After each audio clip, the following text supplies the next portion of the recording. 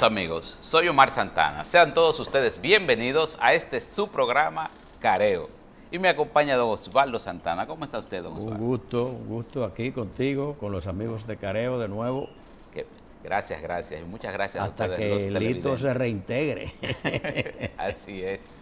Así es. Don Osvaldo, esta ha sido una semana bastante intensa en temas de información, expresidentes condenados, esposas de ex senadores condenados en Estados Unidos, decretos que llaman la atención, denuncias de fraude y una serie de temas que vamos a tocar a lo largo del día, que creo que va a ser del agrado. Y violencia también. También, lamentablemente, aquí mucha violencia. Y fuera. Así es. Bueno, está el caso de Nepal también. También violencia. Mucha violencia en Nepal. Un gobierno caído, un primer ministro que renunció, un parlamento incendiado. Y bueno, y también una población harta de los aparentes abusos del poder. Es raro lo que pasó precisamente en Nepal, muy lejos de nosotros, ya en el Himalaya, sí, entre China y la India.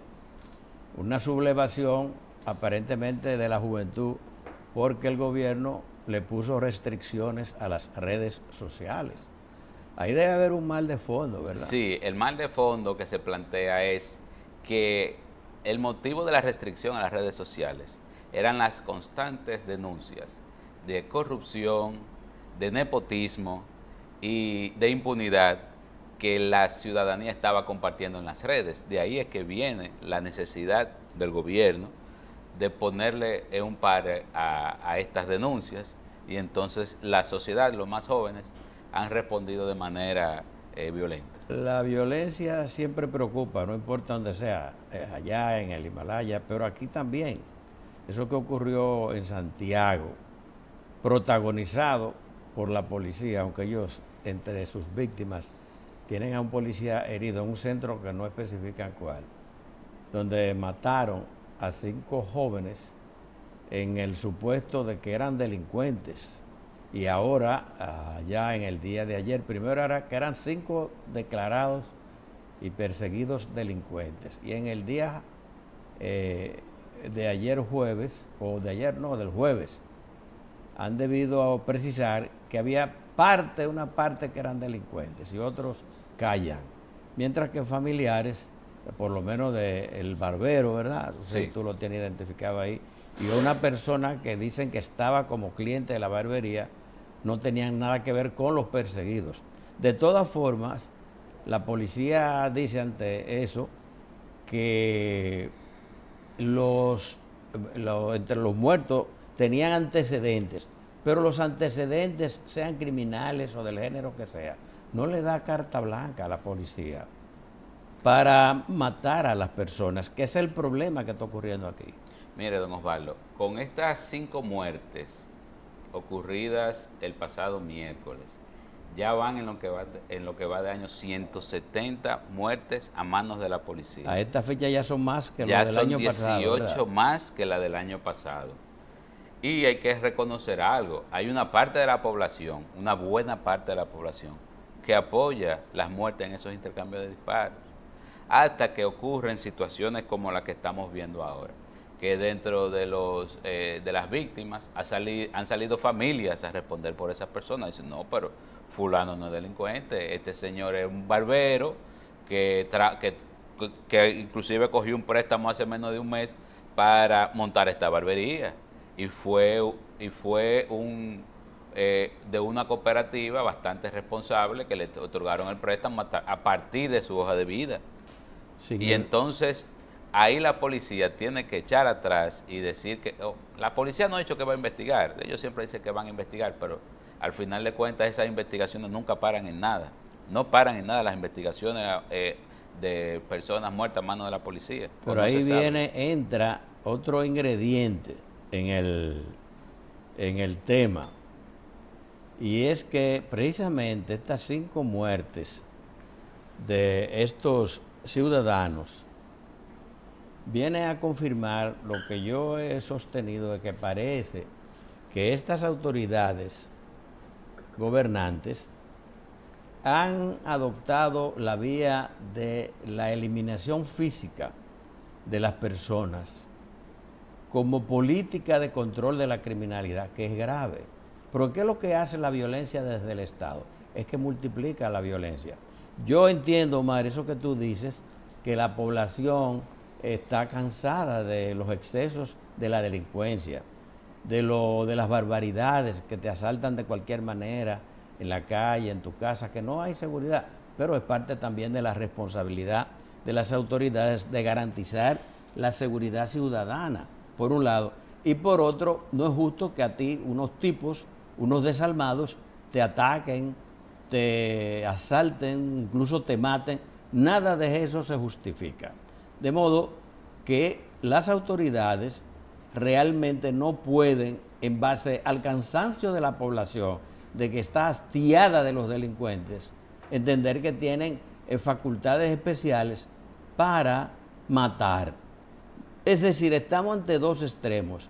El extremo, de los delincuentes, y por otro, que parece que la policía no tiene más recursos, y aupados desde el mismo gobierno parece que tienen, sí, hay que matar a los delincuentes. Entonces se crea un estado, una suerte de barbarie, y no hay gobernanza equilibrada, sino una suerte de desgobierno. Es decir, la policía tiene facultad para decidir quién vive y quién no vive. Eso no puede ser, porque ¿qué ocurre? Que los policías se toman libertades y después lo que queda es que la jefatura dice, bueno, hay que investigar a ver hasta dónde los agentes actuantes se excedieron en el uso de la violencia, de su capacidad letal de matar a las personas, pero si ya se sabe que existe otra cosa que yo no he enumerado, que es el famoso Código 29, cuando en la policía se dice que a sutano hay que aplicarle el Código 29, eso es muerte.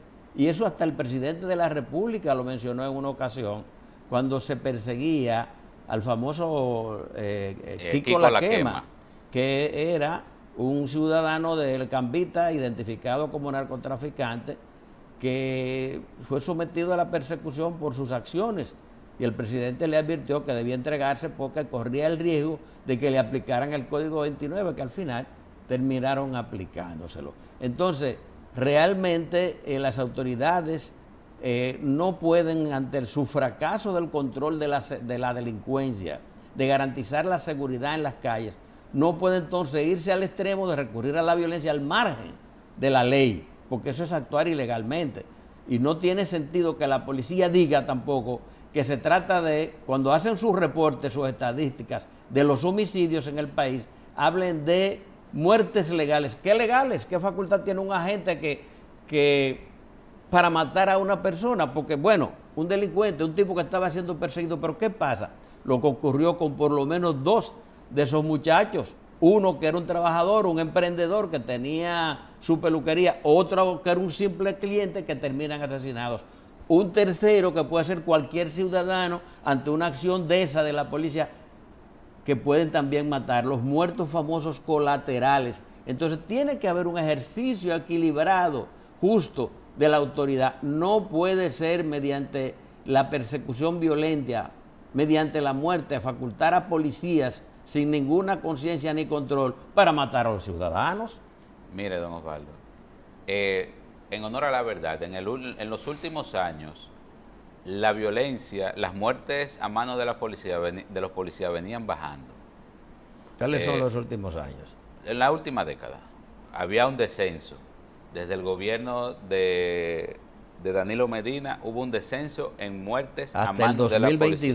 Hasta el 2022. Pero desde 2022 para acá lo que ha habido un incremento de la violencia policial. El ascenso ha sido, exactamente, el descenso se ha transformado en un ascenso. Usted puede decir, bueno, antes mataban más, sí, pero veníamos de una situación distinta, y a lo que se aspira, se supone, es a reducir estos casos donde la policía es la que hace justicia, alegadamente hace justicia matando ciudadanos.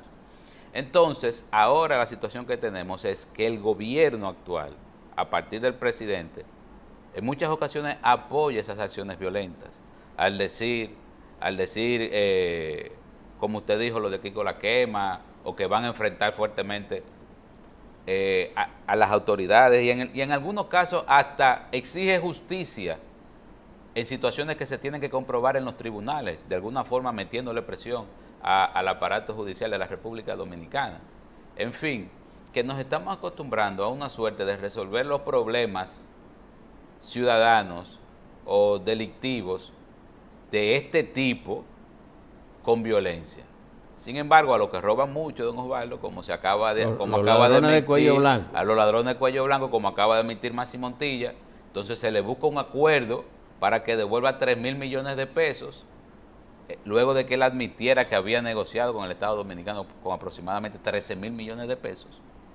Él devuelve 3.000 millones de pesos con un acuerdo de la Procuraduría, y entonces ya está el mensaje tan distorsionado que vemos. A la gente se le cae a tiro en la calle porque se presume que son delincuentes, pero a los que roban mucho entonces se le busca acuerdo. No le pasa nada, lo protegen. Pero mira, yo ya para cerrar, porque realmente el segmento se ha hecho muy largo, pero quiero mencionar una comunicación que me acaba de llegar del Consejo Dominicano de Unidad Evangélica, el CODUE, que ha expresado inquietud ante los incrementos de los casos en que agentes de la policía participan en los famosos intercambios de disparos con resultados bien letales, esta cantidad de muertes. Por lo menos la sociedad, que de una u otra forma, por silencio o porque se siente atacada por los delincuentes, ha venido aprobando este tipo de violencia, está comenzando a reaccionar. No puede ser. Si esta forma de perseguir el crimen, de dirigir la política criminal del Estado, no puede ser de violencia contra violencia, entonces, ¿dónde vamos a terminar? Así como uno habla de cómo la justicia dominicana puede, o mejor dicho, la Policía Nacional, puede decidir justicia en algunas circunstancias no aclaradas, a uno le preocupa cómo algunos individuos pueden conseguir justicia de manera tan fácil, a pesar de que sus situaciones son bastante complejas. Por ejemplo, el caso del ex embajador Donny Santana, que fue condenado a 20 años de prisión por la violación por incesto. Un caso que... De su hija menor de crianza, ¿verdad? Exactamente, de una hijastra. En un caso que a todas luces tiene que llamar la atención porque es un individuo que fue condenado a 20 años y a los 7 años solicita la libertad y la consigue a través de un medio libre. Condicional. Condicional, exactamente. Con el apoyo del Colegio de Abogados, que ha buscado la forma de contratarlo como profesor para que dé clases de derecho, supuestamente, citando al Colegio de Abogados, en las cárceles. No se puede, tú dices que el Colegio de Abogados. El Colegio de Abogados lo que le ha ofrecido es una oportunidad de reinserción. Sí, sí. Pero la libertad que lo tuvo condicional no es decisión del colegio, no. Que también está en la obligación de defender a sus miembros. Ojo, es una decisión del juez de ejecución de la pena. El colegio, es decir, una el persona imputado o condenado. luego de una condena, de acuerdo con los reglamentos del Colegio de Abogados, una persona que ha sido condenado de fondo ya, en el caso de él ya se conoce la causa completa, no sigue perteneciendo. Es una cuestión, bueno, podría ser una cuestión de procedimiento, pero déjame decirte, lo fundamental, lo que te estoy precisando es que el colegio no gestionó, él elevó una instancia ante el juez de ejecución de la pena, se consiguió un garante, ¿verdad?, que vino a ser vicepresidente, no sé si el vicepresidente del colegio, pero quien decide, quien toma de la decisión es a quien realmente le corresponde desde el punto de vista de la ley, que es al juez de ejecución de la pena. Por supuesto. Y el juez que le hace la concesión. Por supuesto. Misma situación y mismo juez que también favoreció a una persona que murió recientemente en una balacera en Santo Domingo Oeste. Se trata del señor José Eduardo Ciprián Lebrón, conocido como el Chucky. Ese también estuvo condenado a 10 años de prisión por el intento de... El atentado contra David Ortiz. Exactamente, en el atentado contra David Ortiz. Él sale, se puede decir, a los 5 años de prisión. Pero ¿qué pasa? Usted va a decir, bueno, este señor salió a la mitad del cumplimiento de la condena, pero a los 5 años luego a 5 años condenado a 10. Y entonces uno tiene que decir, sí, pero el problema con este individuo es la forma en la que estaba involucrado en el caso fue que él supuestamente, bueno, lo condenaron, porque él participó en el intento No, desde se la verificó cárcel. y lo condenaron. Pero desde la cárcel, o sea, él estaba cumpliendo otra situación, lo condenan, bueno, pero el juez considera que él tenía los medios él tenía las condiciones para reinsertarse a la sociedad. Entonces son unos mensajes. Un sicario.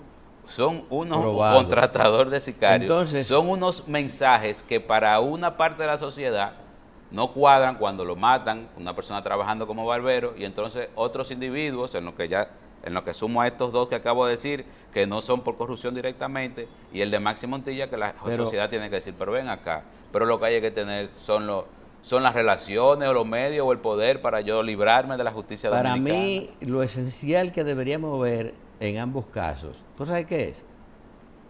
Cómo ocurre que un sistema que está previsto en la ley, que es, digamos que la libertad condicional, que queda sujeta, digamos, a la facultad del juez de ejecución de la pena. No quiero decir que con esto no estoy acusando al juez, pero se puede decir, o a ningún juez en particular, pero cómo ese régimen corre el riesgo de corromperse. Y uno se pregunta, pero ven acá, cuando aparecen algunos tipos que lo matan, pero y ese elemento no estaba preso, ¿cómo fue que consiguió la libertad? Y eso no es transparente, no es público. Entonces, preocupa que, digamos, que el derecho que tienen los ciudadanos, aún aquellos que están cumpliendo una pena, a aspirar a lo que es, digamos, un derecho legítimo, que es el estar libre, ¿verdad?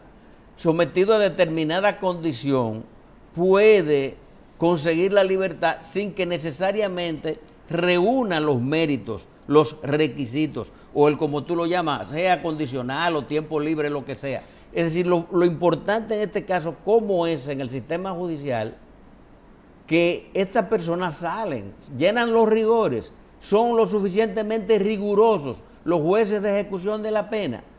Yo creo que ese es el aspecto, hasta donde ese proceso es transparente, es limpio. No debería publicitarse todo eso y que las partes que pudieran estar afectadas o involucradas puedan accionar. Yo creo que en esencia eso para mí, y es lo que debe llamar la atención del Poder Judicial, de los mecanismos de control, cómo es que personas que no que están en conflicto con la ley, no, que incluso están condenados, vuelven de nuevo a la calle de una manera que se puede decir algo oscura, que la sociedad no lo sabe, que pueden ser incluso seguir siendo criminales, porque el problema es que en nuestras cárceles las personas lo condenan, están encerrados, pero las cárceles no necesariamente contribuyen a la reeducación, a la reinserción social, a que los ciudadanos se reconstruyan y vuelvan como elementos pacíficos, civiles, y que puedan de nuevo volver al seno de la sociedad, sino que por el contrario, lo que suele ocurrir es que esas personas salen más violentos, más peligrosos. Entonces, si pueden conseguir la libertad con facilidad, entonces, ¿en manos de quién estamos? Por eso, ahora recuerdo yo a una expresión, y la voy a citar un poco así de memoria, de Jorge Subero Isa, que una vez dijo que aquí, bueno, se pueden aplicar condenas de hasta 30 a 20 años, pero que aquí nadie ha cumplido nunca una pena de esa dimensión. Don Osvaldo, en esta semana el Poder Ejecutivo emitió el decreto 525, mediante el cual declara al Cartel de los Soles como organización terrorista, sumándose a los países que después de que Estados Unidos lo declararan a este grupo o supuesto grupo de narcotraficantes que azota en Venezuela, supuestamente con el apoyo del gobierno de Nicolás Maduro, del régimen de Nicolás Maduro. Entonces República Dominicana se suma a esa lista que apoyan el señalamiento del Cartel de los Soles como grupo terrorista.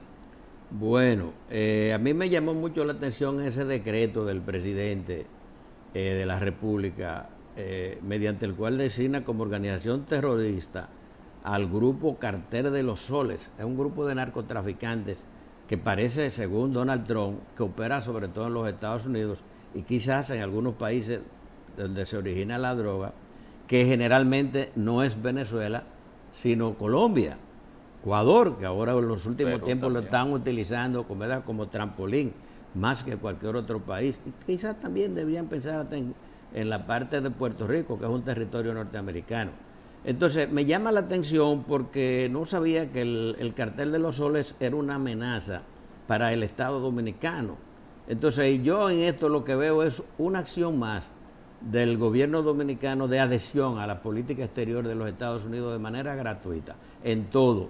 Es también en esa misma dirección, no sé hasta dónde ese grupo es una amenaza, hasta dónde nosotros tenemos capacidades para perseguir al grupo de los soles, sino simple y llanamente este decreto es un acto político de adhesión del presidente Abinader a un propósito y a una política de Donald Trump que tiene implicaciones, porque es mediante la misma famosa persecución del cartel de los soles que el gobierno norteamericano ha lanzado el operativo en la cercanía de Venezuela de vigilancia y control, pero que se dice que tiene propósitos de otro tipo, que es atentar contra la seguridad del Estado venezolano, y eso tiene sus implicaciones. Entonces, pienso que, qué sé yo, que es una decisión gratuita y que no le veo mucho sentido, a no ser precisamente complacer el interés norteamericano. También me llama la atención la agresividad del Ministerio de Vivienda y en alguna medida también la Dirección de Aduanas contra los ciudadanos chinos. Yo casi me atrevo a asegurar como que hay una actitud hostil en esta administración hacia los chinos en República Dominicana. Hay acusaciones de que los chinos evaden los impuestos, de que los chinos tienen tendencia a subvaluar las mercancías, y ahora le agregan que los locales que ellos utilizan son infraestructuras inseguras y que se construyeron sin cumplir, con un grupo de irregularidades, y por eso cierran 11 establecimientos de un gran tamaño, grandes inversiones. Me parece curioso, porque muchos de esos locales ni siquiera fueron construidos por chinos, sino por dominicanos. Entonces, ante esa iniciativa, yo lo que pienso, pero ahí hay edificaciones que tienen muchísimo tiempo. ¿Cómo es que las autoridades permitieron que las terminaran y que los chinos incluso las rentaran y pusieran negocio? ¿Por qué las autoridades no se dieron cuenta antes? Entonces, no sé. Ya el presidente Abinader dijo, cuando se juramentó la primera vez, que iba a mantener distancia de los chinos y que iba a poner freno a las inversiones chinas y que iba a limitar a determinadas áreas la presencia china en la República Dominicana, lo que concuerda con su política de aproximación de los Estados Unidos. Entonces, no deja de ser inquietante que se tomen este tipo de medidas que a fin de cuentas lo que hacen es que afecta a la economía de muchísimas personas, de cientos de personas, pero antes también lo persiguieron porque contrataban, que violaban la ley del 80-20, mayormente haitianos.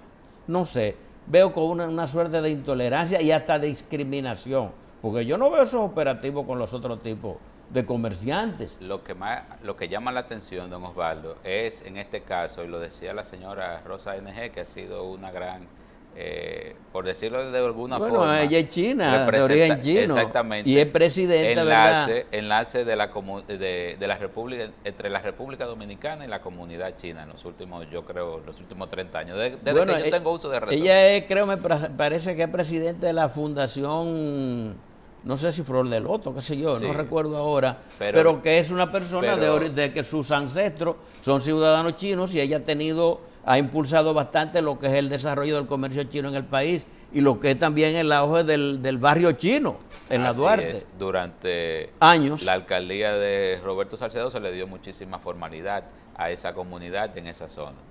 Y ella se pregunta, ¿por qué ahora? Y tiene razón, ¿por qué permiten que una empresa, no voy a citar los nombres, pero una empresa de más de 500 metros cuadrados de construcción, que es lo que pasa en la avenida Gregorio Luperón, o que se instala... Es que está Dulce Hogar, me parece que se llama. Está, exactamente. O una empresa como Nine Mall, o otra empresa como Hope, que está en la avenida Colombia. Hope para nosotros los dominicanos. Exactamente.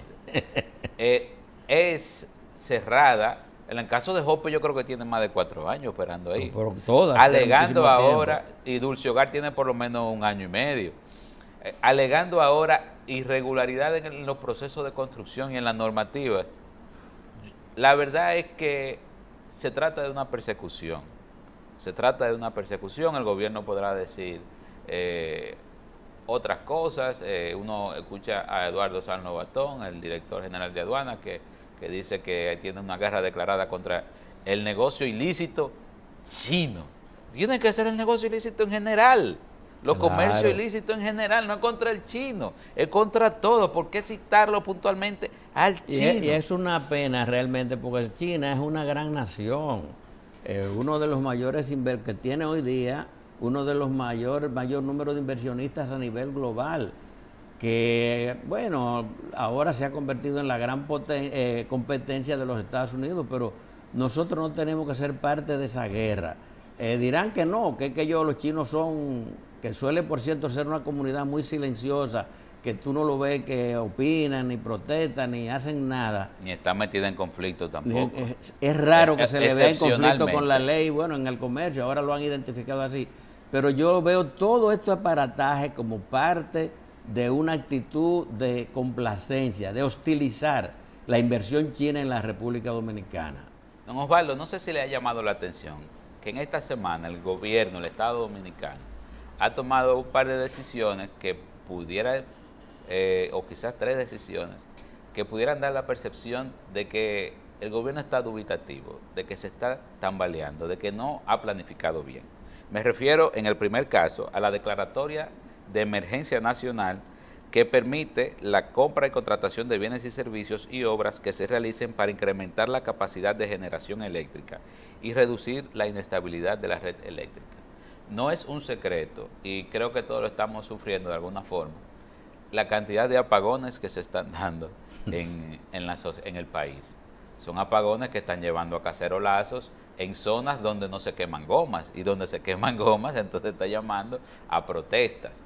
Mucha gente quejándose de los apagones que parecía que se iban a lograr estabilidad hace 1 o 2 semanas, que se redujeron un poco, pero que vuelven por sus fueros de alguna forma. Entonces, el gobierno decide hace esta decisión y a uno necesariamente le tiene que llamar la atención. La otra decisión del gobierno que parecería que es realmente una reacción es en el tema de SENASA. Todo el mundo sabe que SENASA está siendo motivo de preocupación por una serie de mafias y hechos y de irregularidades que han ocurrido allí en los últimos años, que terminaron con la cancelación del director de SENASA, Julio Jacín, y que además habla de... Julio Jacín no, perdón. Santiago Jacín, gracias por la corrección, don Julio. Sí, porque don Julio Jacín, sí, tenemos mucho estima. Sí, exactamente. Don Julio, discúlpeme, del señor Santiago Jacín, y entonces ahí el Consejo Nacional de la Seguridad Social decide traspasar unos fondos del IDOPRIL que tienen una función en la ley del IDOPRIL específica hacia el SENASA, unos fondos superiores a los 12,000 millones de pesos. Y la verdad es que uno está viendo que parece que en estos 2 casos, en el que se le está entrando agua al gobierno, están reaccionando y no planificando. Bueno, yo la verdad es que ni siquiera sé qué decir, porque son muchas cosas. El otro decreto que hablábamos, ¿verdad?, mediante el cual declararon como así una amenaza al territorio al grupo... de los soles, del cartel. Sí, cartel de los soles. Eso es un decreto, eso es reciente, materia que uno no puede dejar de ver. De ahora el decreto 517 que tú mencionas, que declara la emergencia en el sector eléctrico, con el objetivo de eficientizar el sistema eléctrico y combatir la ola de apagones que azota a la República Dominicana. Se habla de los apagones como algo ajeno, como si no fuera parte de lo que está pasando. Entonces, ese decreto que declara el estado de emergencia, ya tú lo decías, para dar carta blanca, no habría que hacer servicio, ahí sin concurso, sin nada, sin licitación, para la compra y contrataciones de bienes, servicios, obras que realicen las empresas de electricidad a las sedes durante un año. Sí, un estado de emergencia especial para decidir todo por vía administrativa en las sedes. Y además inclusive compra de energía, contratar nuevas instalaciones, nuevas plantas, nuevo todo. En un año se puede hacer lo que no se hizo, Omar, en 4.